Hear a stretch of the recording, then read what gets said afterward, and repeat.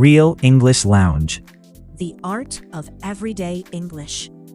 Welcome back to Real English Lounge, your real place to learn English through honest conversations. I'm Ethan. And I'm Claire, and today we're talking about exercise, running, the gym, yoga, or doing absolutely nothing at all. And more importantly, how to actually talk about it in natural English. Because half of us don't work out and we still need the vocabulary to talk about not working out. Which is honestly the harder conversation. We're going to cover real phrases for routines, motivation, excuses, and everything in between. The English people actually use, not textbook English. Subscribe on YouTube if this podcast is helping your English. Comment challenge. Tell us your current relationship with exercise. One honest sentence in English in the comments. Level check B1 to B2. Today's about talking naturally about habits, routines, and honestly about giving up on routines too. Word tour today. Consistency, sedentary, invigorating, stamina, burnout, and sporadic. 6 words for the conversation about moving your body or not. So real talk. What's your actual relationship with exercise right now? I run 3, sometimes 4 times a week. Sometimes? Okay, 3 times a week when life is normal, once a week when it isn't. Sporadic is generous some months. I like that you brought word tour vocabulary into your own confession. I contain multitudes. What about you? Gym, 3 times a week for about 2 years, until about 6 weeks ago. What happened 6 weeks ago? Life happened. Work got busy. I told myself I'd go back next week for 5 weeks in a row, and now going back feels like starting over completely. That's such a common trap. The gap makes the return feel bigger than it actually is. Exactly. And there's a very specific English phrase for that. Falling off the wagon. Which usually describes quitting a habit, especially something like drinking or dieting, but it works perfectly for exercise too. I fell off the wagon with the gym around 6 weeks ago. Completely natural, very common. And getting back on the wagon is the return. I'm trying to get back on the wagon this week. Let's talk about the actual vocabulary people use for different types of exercise, because it's more specific than most learners realize. Running. You go for a run. You don't do running. Correct. Similarly, you go to the gym or hit the gym casually. You don't do gym. But with yoga, it flips. You do yoga. You practice yoga. Go to yoga also works, especially with a class. What does English do that? Mostly historical usage rather than logic. Go for a run and go to the gym both use go because they describe traveling to or starting an activity. Do yoga and practice yoga treat yoga more like a discipline or skill, similar to practice medicine or do martial arts. So the verb choice tells you something about how English speakers culturally frame the activity. A run is an event. The gym is a place. Yoga is closer to a practice or discipline. Exactly, which is a very small detail, but it's the kind of thing that makes learners sound noticeably more natural once they get it right. Let's talk about frequency phrases, because I exercise sometimes is technically correct and completely unnatural. Right, native speakers almost never say sometimes for a routine. They say a few times a week, most days, every other day, when I can, or whenever I have time. I try to work out 3 times a week. Sounds far more natural than I work out sometimes. And there's a whole category of honest, slightly self-deprecating phrases for irregular routines. I'm not consistent. It's hit or miss. I go through phases. I go through phases might be the most universally relatable phrase in this entire episode. It really is. Everyone has an exercise phase they were extremely committed to for exactly 3 weeks. Let's talk about motivation versus discipline, because English has some genuinely useful distinctions here. Motivation is the feeling, wanting to do something. Discipline is doing it anyway, regardless of the feeling. I don't rely on motivation anymore. I just have a routine, is a very common thing serious exercisers say. Which sounds almost like a personal philosophy, but it's actually just a practical English sentence you'll hear constantly in fitness conversations. There's also a whole vocabulary just for excuses, and some of them have become genuinely famous.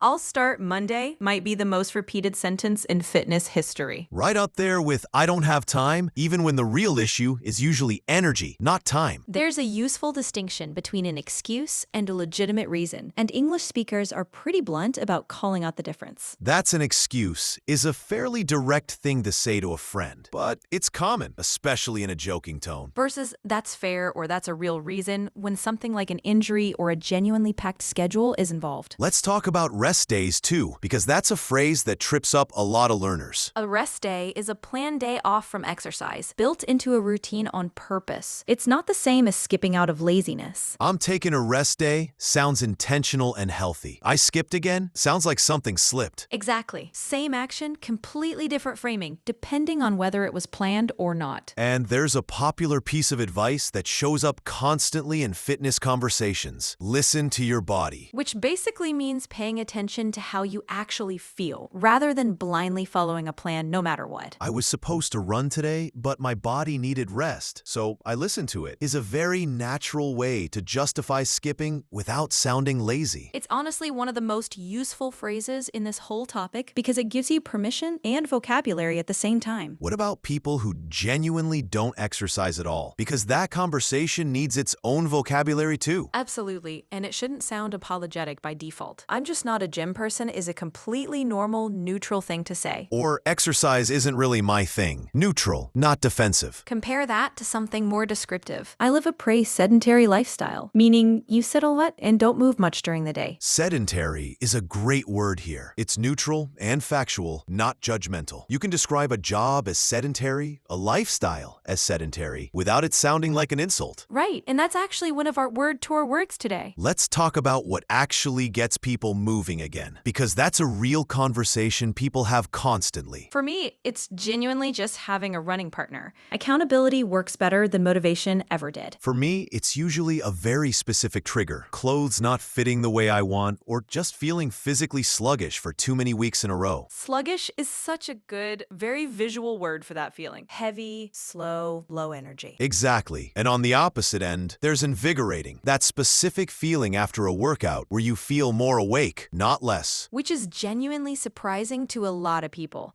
who assume exercise will only make them more tired. It's counterintuitive, but it's real. Moderate exercise usually increases energy rather than draining it, at least after the first 10 minutes. Let's talk about yoga specifically for a second, because it gets talked about differently than running or the gym. It does. People rarely say they do yoga to get fit the way they'd say that about the gym. Right. The vocabulary around yoga leans more toward flexibility, mindfulness, stress relief, grounding, even when the physical benefit is very real too. I do yoga mostly for my mind, not really for my body, is a sentence you'll hear constantly, even from people doing genuinely demanding yoga practices. Which tells you something about how differently English speakers frame the same physical activity depending on the label attached to it. Let's do a quick round of honest self-description, using today's vocabulary properly. I'll go first. I run a few times a week, pretty consistently, but I definitely go through sporadic phases when work gets overwhelming. I used to hit the gym 3 times a week, but I fell off the wagon about 6 weeks ago, and I'm trying to get back on it this week. See how natural that sounds compared to I do exercise sometimes? Completely different level. Same basic information, far more natural delivery. And if someone doesn't exercise at all, here's an equally natural version. Exercise really isn't my thing.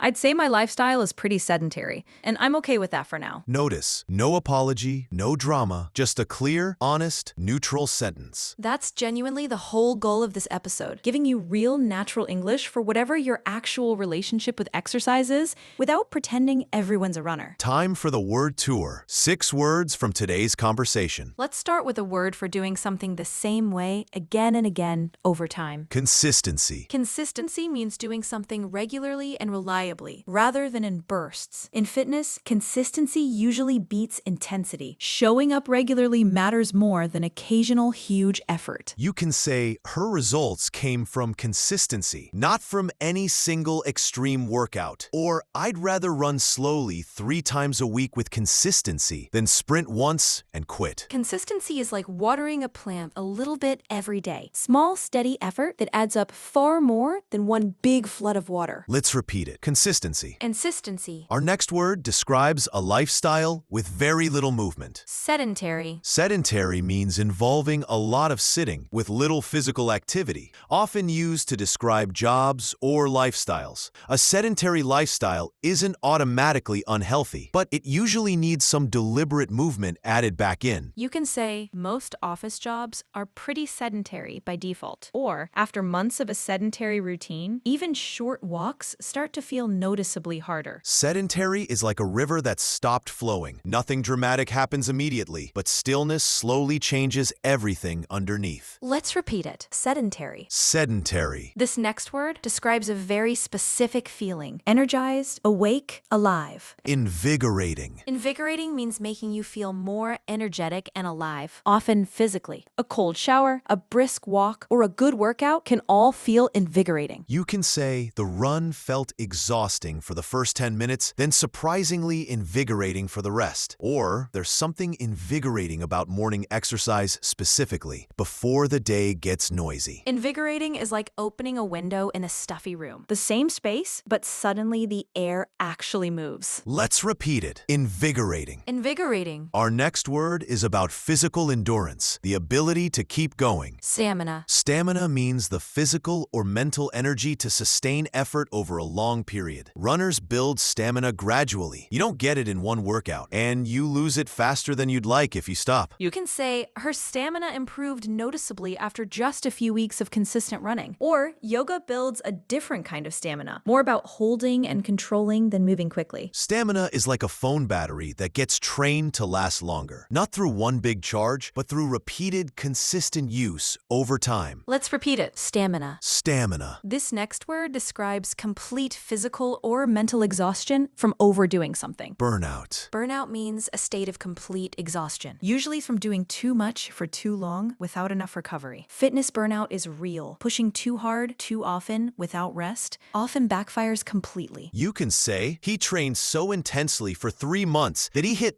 burnout and stopped exercising altogether for half a year. Or rest days aren't optional if you actually want to avoid burnout. Burnout is like a candle burned at both ends. It might burn brighter for a moment, but it finishes far faster than it should. Let's repeat it. Burnout. Burnout. Our last word describes something happening occasionally without a clear pattern. Sporadic. Sporadic means happening occasionally or irregularly, with no consistent pattern. A sporadic exercise routine is better than nothing, but it produces very different results from a consistent one. You can say, my running has been pretty sporadic this month. Good weeks, then nothing for 10 days. Or sporadic effort still counts. It just builds results much more slowly. Sporadic is like rain in a drought. Real, welcome, but too irregular to fully rely on. Let's repeat it. Sporadic. Sporadic. That's the word tour. Consistency, sedentary, invigorating, stamina, burnout, sporadic. 6 words for the conversation about moving your body, or choosing not to, and talking about either one honestly. Let's close this one out. Whatever your actual relationship with exercise is right now, Running, the gym, yoga, or genuinely nothing at all. There's a natural, honest way to talk about it in English. and none of those options need an apology attached to them. So tell us in the comments one honest sentence about your relationship with exercise right now, using today's vocabulary if you can. Subscribe, give it a like, share it with someone who's currently getting back on the wagon. You know who you are. This is Ethan, And this is Claire. and you've been listening to Real English Lounge. Move your body, or don't. Just talk about it well. See you next time.